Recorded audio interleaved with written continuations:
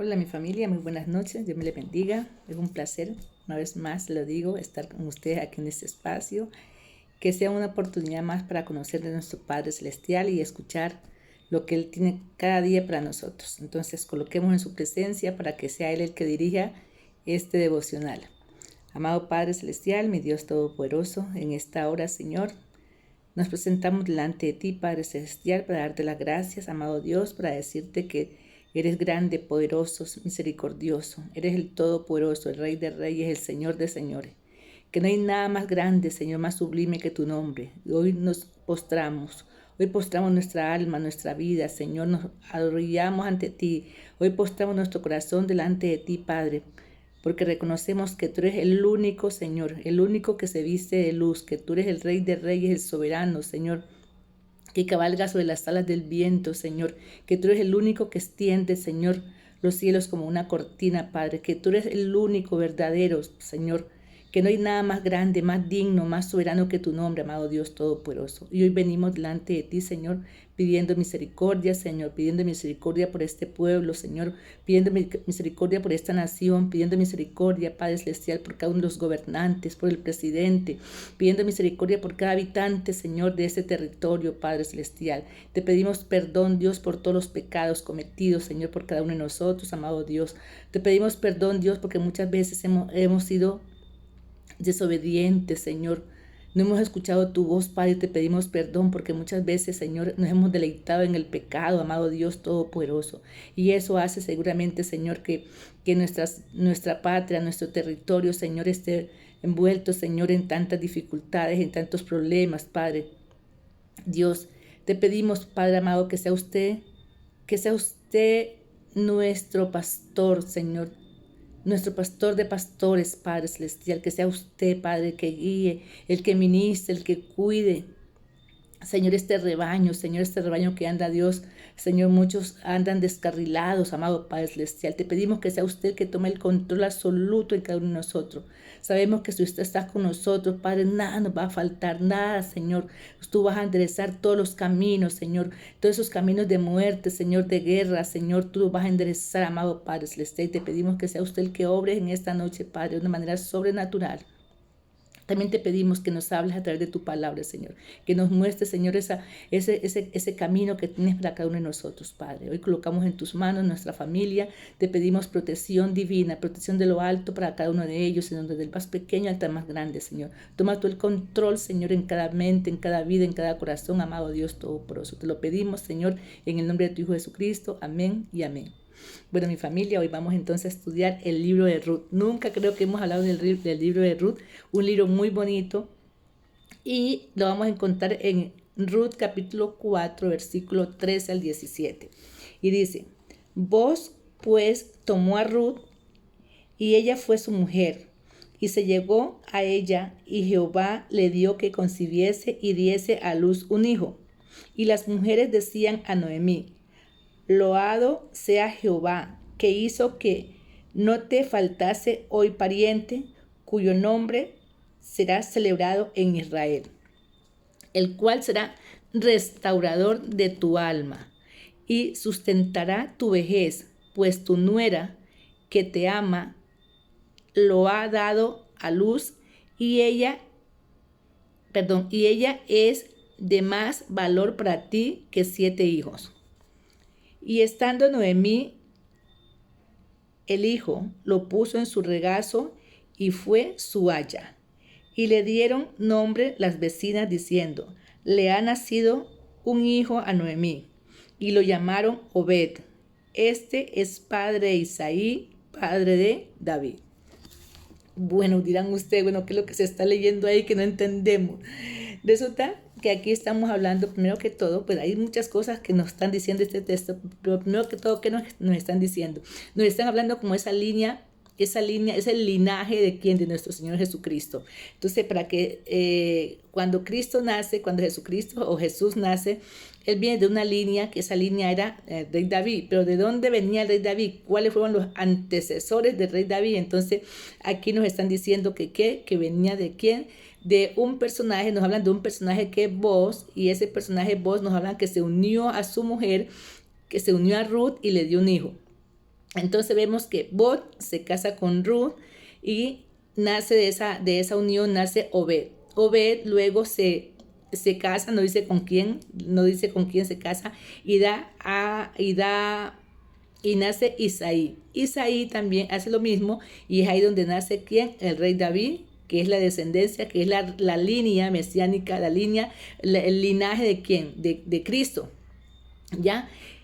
Pero cuando miramos eso, bueno, y ahí nos hablan de dos personajes, nos hablan de ese personaje, primero que todo nos hablan de Ruth, y Ruth, vemos que Ruth es una moabita, ¿sí? Y decimos moabita, quiere decir que no pertenecía a la estirpe de quién, de los judíos, del pueblo elegido de Dios, que eran los israelitas, no pertenecía. Pero entonces, ¿qué hace Ruth ahí metida dentro de esa línea de Jesús? Entonces vemos un poquitico, entonces vámonos como atrás, en la parte de atrás del libro y hablamos un poquito de Ruth. Ruth, entonces decía que es una moabita. Esa moabita, cuando decimos moabita, bueno, ¿quiénes son ellos? Y vemos que cuando Lot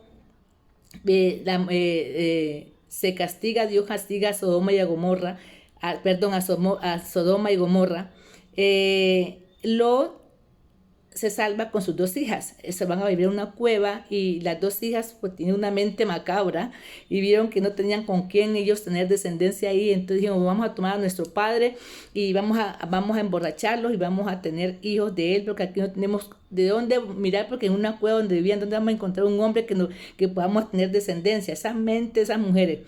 Entonces la hija mayor, primero que hace, lo emborrachan y se acuesta con él, queda en embarazo. La segunda también, al día siguiente también lo emborrachan y luego la segunda hija. Y las dos quedaron en embarazo de quién, del papá. Imagínate, un incesto era eso. Entonces, la hija mayor tuvo como hijo a Moab, y ese Moab es el padre de quién, de los moabitas, donde vivía quién, donde vivía Ruth, la región donde vivía Ruth. Y el otro era los amonitas, y era el padre de los amonitas y era hijo de la hija menor de Lot. Bueno, entonces, ¿qué vemos ahí?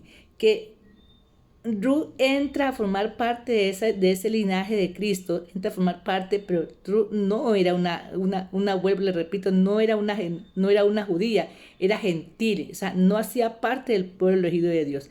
Pero ¿cómo Ruth llega a ese espacio? ¿Cómo Ruth llega y cómo se mete Ruth ahí en todo ese cuento? Pues entonces vemos que hay unos personajes, que es Abimelech y su mujer Noemí, que ellos en un tiempo en que en Belén había mucha hambre, la gente pues estaba, no, lo digo en mis palabras, prácticamente se estaba muriendo de hambre. Entonces ellos deciden irse de Belén y se van a los montes de Moab.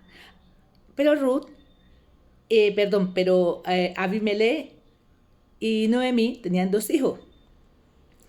Resulta que muere ya estando allá en los montes de Moab, muere Abimelech. O sea, Ruth queda viuda, pero queda con sus dos hijos. Luego los dos hijos se casan y es ahí donde entra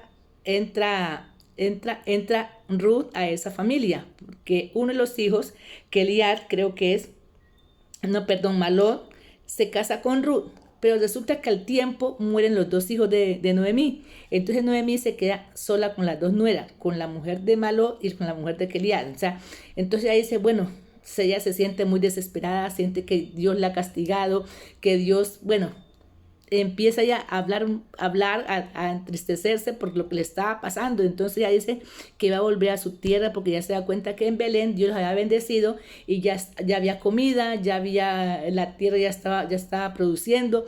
Entonces ella se iba otra vez a su tierra.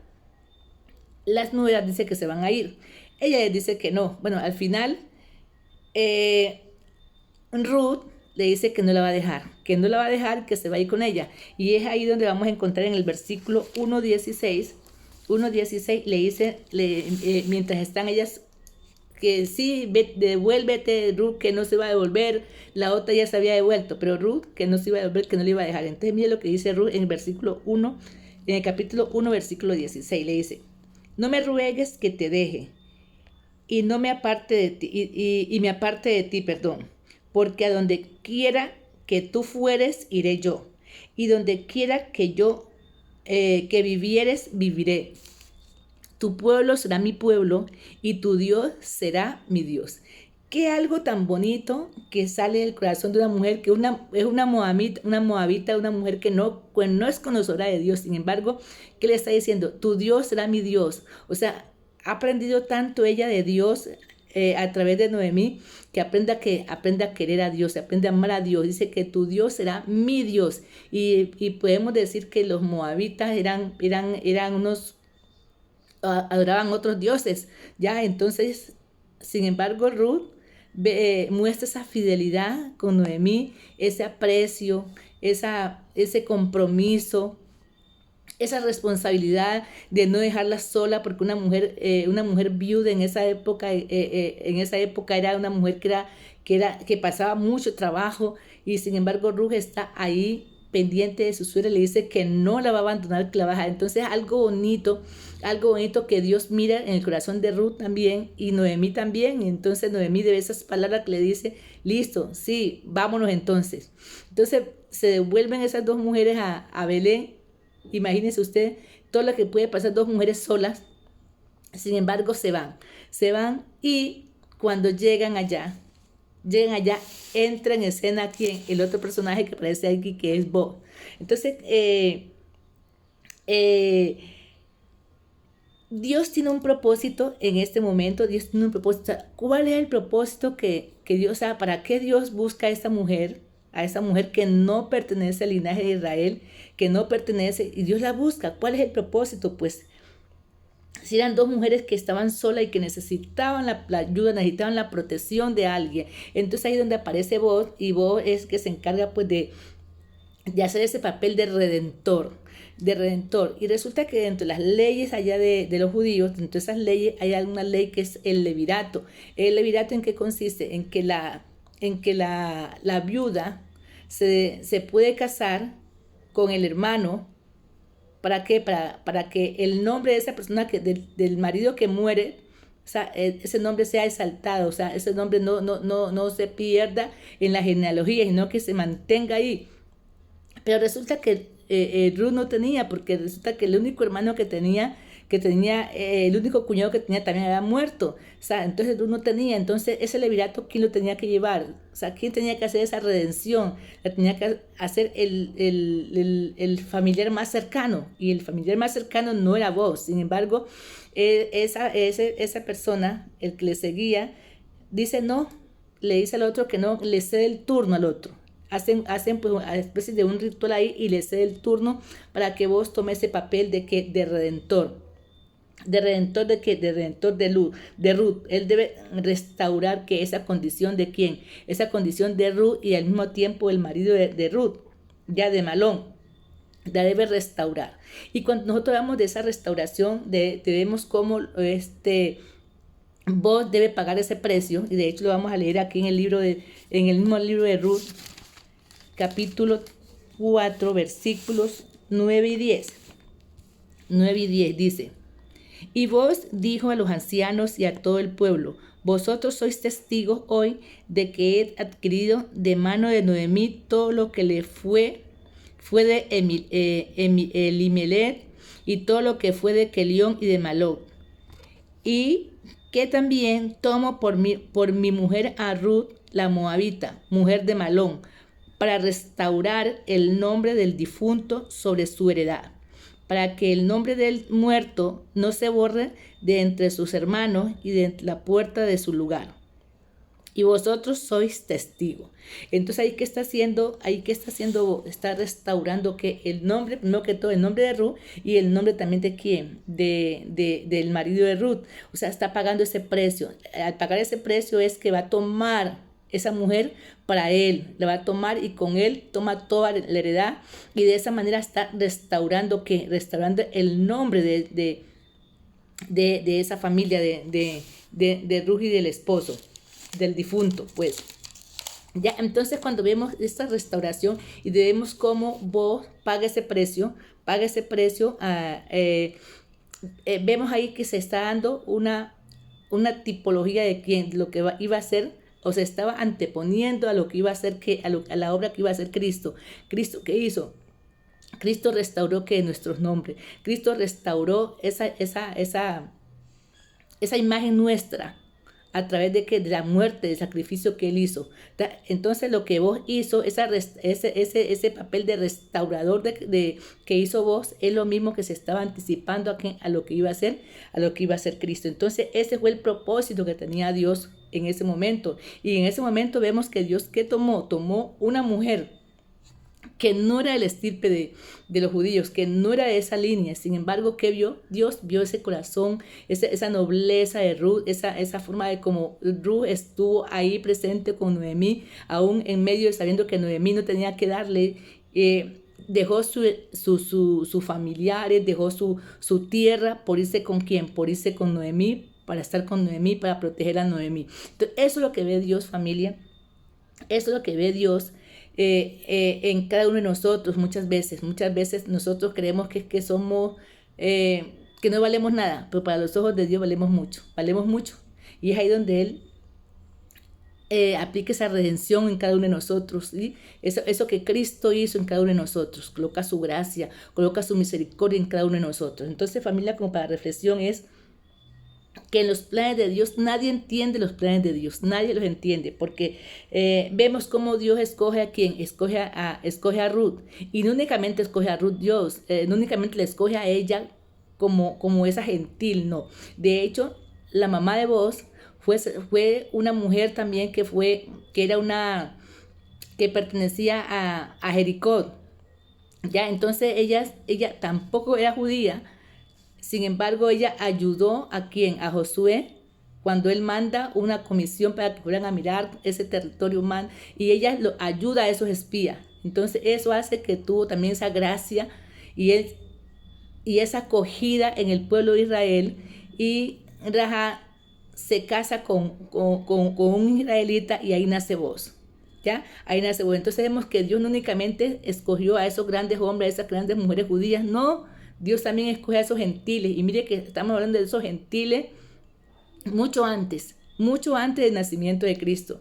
Ya, porque cuando nosotros hablamos de los gentiles, vemos que el apóstol Pablo fue el que fue allá a predicar a los gentiles. El apóstol Pedro también predicó a los gentiles en un comienzo. Pero no vemos que esos gentiles también aparecieron en el propósito de Dios mucho antes.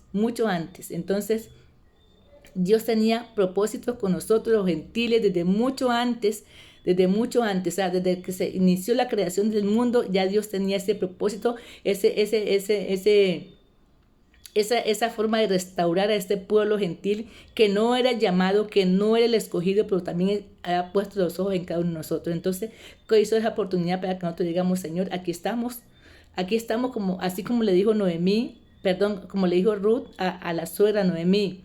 Tu Dios será mi Dios, donde tú vayas iré yo, y tu Dios será mi Dios. Que hoy también podamos decirle a nosotros, Señor, nosotros queremos que tú seas ese Dios de nosotros, que tú queremos que seas tú el que mires, el que guíes nuestros pasos y el que nos muestre ese camino en el cual debemos de seguir. Qué bonito que Dios se plazca en mirarnos, así como miró con esa gracia Ruth, con esa gracia que no importando de dónde era, no importando en esa tierra de pecado en la cual había vivido ella, no importando eso, había hombres y mujeres, había mujeres ahí como Ruth que valían la pena y que fueron utilizadas por Dios para su propósito. Entonces Dios para su propósito puede escoger a cualquier persona.